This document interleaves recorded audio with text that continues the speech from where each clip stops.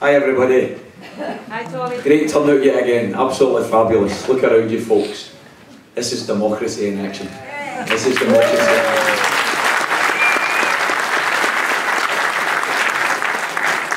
A couple of wee points that's worth making just by way of introduction.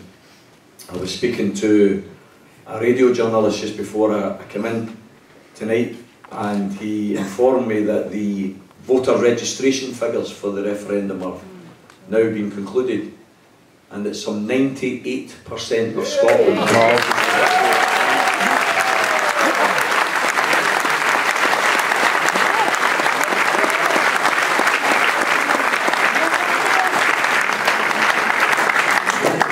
over 350,000 people have registered to vote in the last 5 weeks alone. 350,000 people.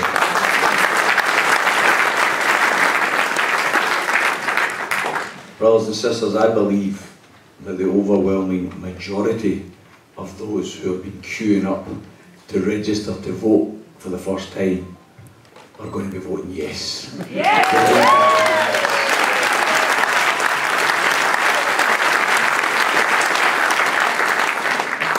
I had a chat with a journalist whose name will remain nameless in case he gets the bullet, from the Daily Record. Did you see the Daily Record a couple of weeks ago there? They had it was edited by Alistair Darling for the No campaign. I don't know. Have you seen it? I couldn't tell the difference for any other day, I'm going to say.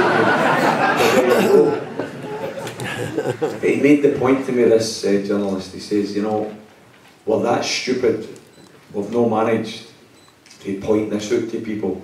There's an opinion poll in the Daily Record, and it's been lauded in the front page, and it's all about the lead for the No campaign.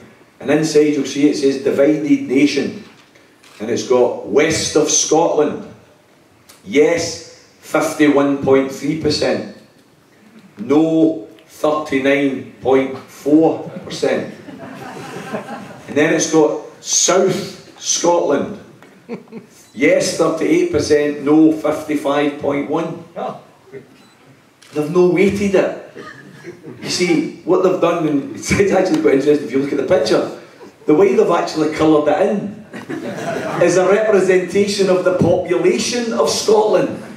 They've actually been so stupid with this poll, they've lauded it as a success for no, when in actual fact, because west of Scotland makes up so much of the population of Scotland, if you were to weight this poll, then in actual fact it's a majority for yes. That's the reality of this poll.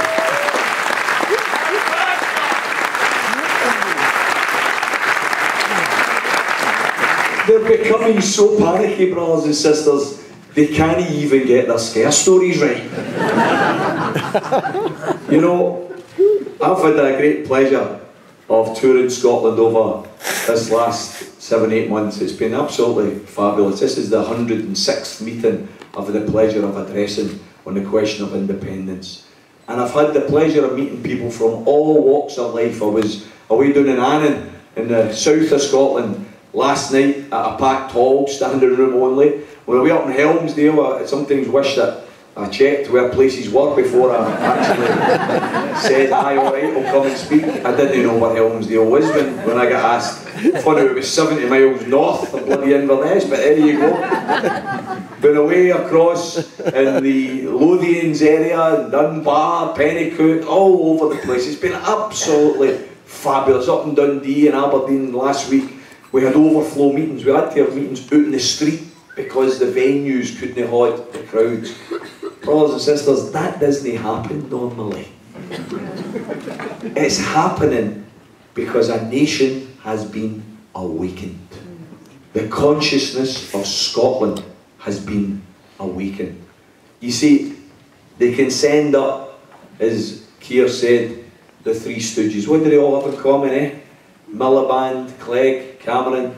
A, they're all millionaires. And B, they're all supporters of austerity. I've got the quote here from Mr. Miliband. Here's Mr. Miliband's quote. Here's Here's what's going to inspire the working class, eh? We will keep to the Tory spending plans if we win in 2015. £25 billion worth of cuts. Vote for us and we'll just cut like the Tories, you know. How inspiring. You wouldn't trust them to run a bloody bath, never mind run a country, would you?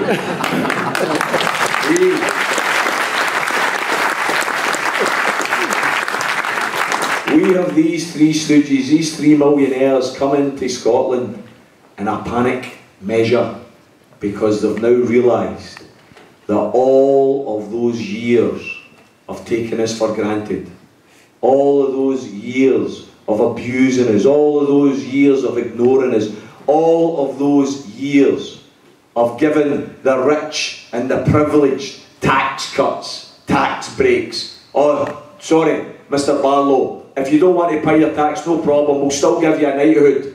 But if you're a lone parent who works in the black economy because your GISA is so damn low, we'll give you a criminal record. We're fed up with the hypocrisy. Knighthoods for tax dodgers.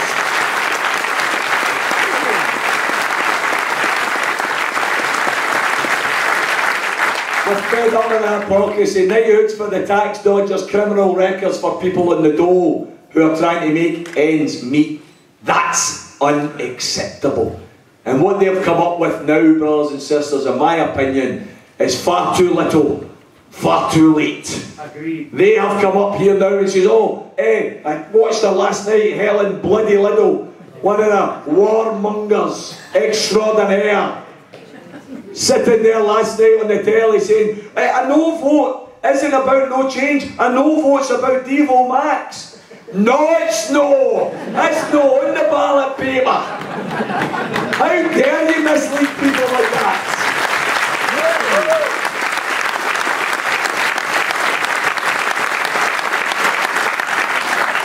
And this referendum, according to that bitter together brigade, it's all about the Nats. It's all about salmon. It's all about the SNP. Brothers and sisters, next Thursday, over 2 million people are going to vote yes. The SNP membership is less than 25,000. Less than 25,000.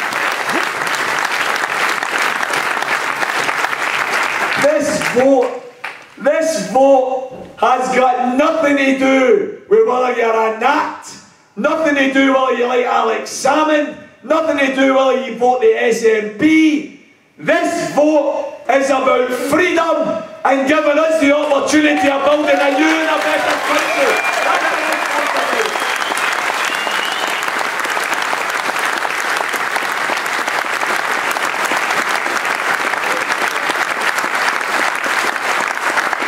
This vote is about freeing ourselves from a corrupt, moribund Westminster political system that rewards the millionaires and the privileges of the rich, but kicks the boot in to the working class and the poor and the disabled. That's what it's about.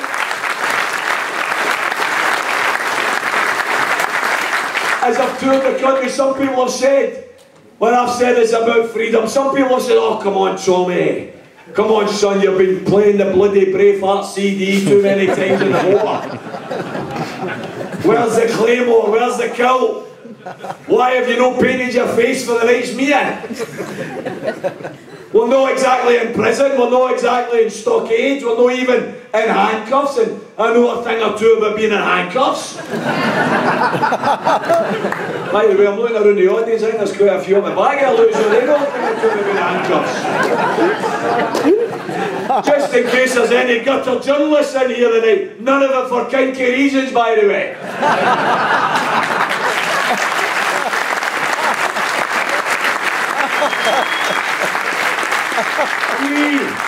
We may not be in literal handcuffs, brothers and sisters, but we're in political handcuffs. Political handcuffs.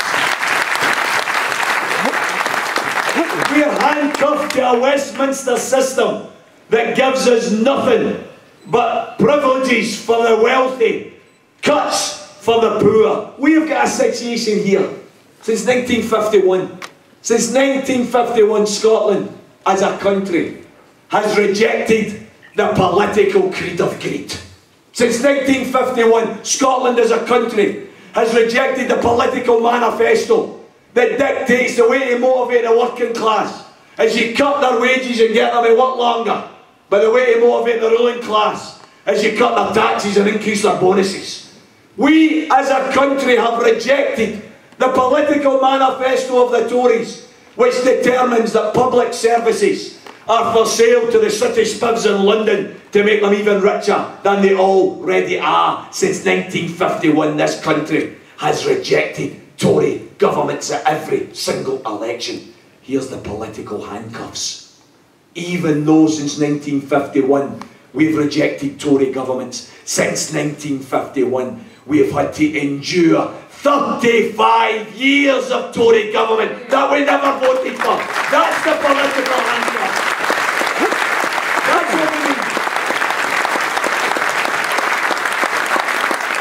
And for anybody in this hall tonight that's came along undecided, that wants to hear an argument why they should vote yes next Thursday, please go home and speak to your young sister, your young brother, speak to your son or your daughter, speak to your grandson or your granddaughter, and say to them, I'm voting yes next Thursday because I'm going to save the future generations from ever having to endure a Tory government in Scotland ever again.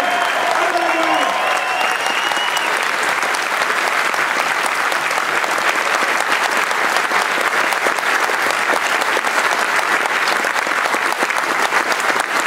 We have the freedom, brothers and sisters, we have the freedom within our grasp to declare absolutely loudly and proudly that there will never be another elected Tory government in Scotland in an independent country.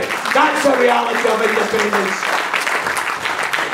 Of course, that's not the only freedom we've got. We've got the freedom, brothers and sisters, to declare loud and clear that see the public services that we value, see the things that we think are important in life, the things that Thatcher didn't care about. We never voted for her. She told us there was no such thing as society, just a collection of individuals, no such thing as society. We begged to differ.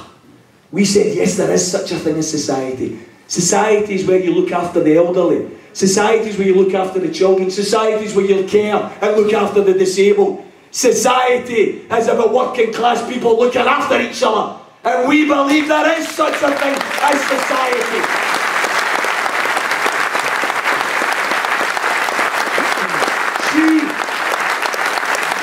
She despised us for thinking that. That's why she tried to deindustrialise and destroy our communities. I remember visiting 1984 at the start of the miners' strike, visiting Cumnock, visiting Killock, visiting Bilston Glen, visiting communities that had full employment, visiting communities where there was hope and there was aspiration, visiting communities that didn't know about poverty, didn't know about heroin. Brothers and sisters, they know about poverty now, they know about heroin now because of that bastard and what you did to your communities in Scotland.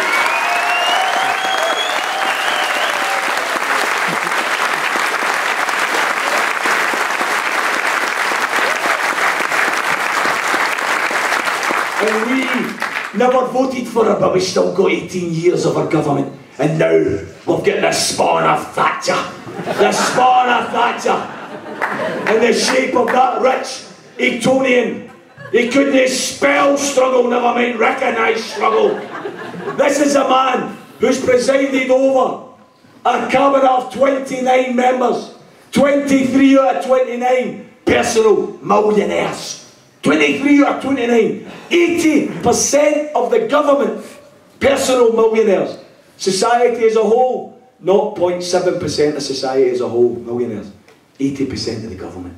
How unrepresentative is that? These are the people who sat last April.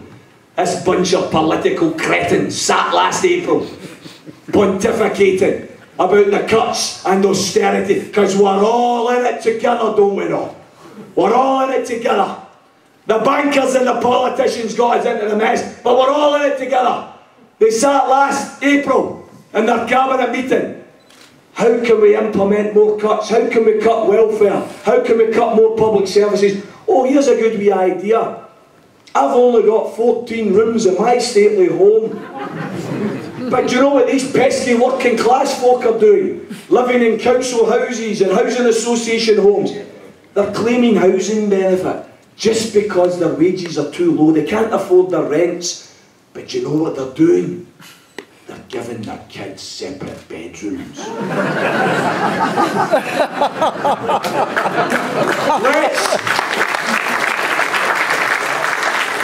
Let's attack the poor for the crime of being poor. Let's introduce a bedroom tax. Let's cut their incomes by slashing their housing benefit. And by the way, while we're at it, why don't we get stuck in to that other militant group in society, the disabled? Why don't we attack disabled citizens whose only crime in relation to social housing was to go to a housing office and say, here's my housing needs. I've got a wheelchair. I've got a dialysis machine.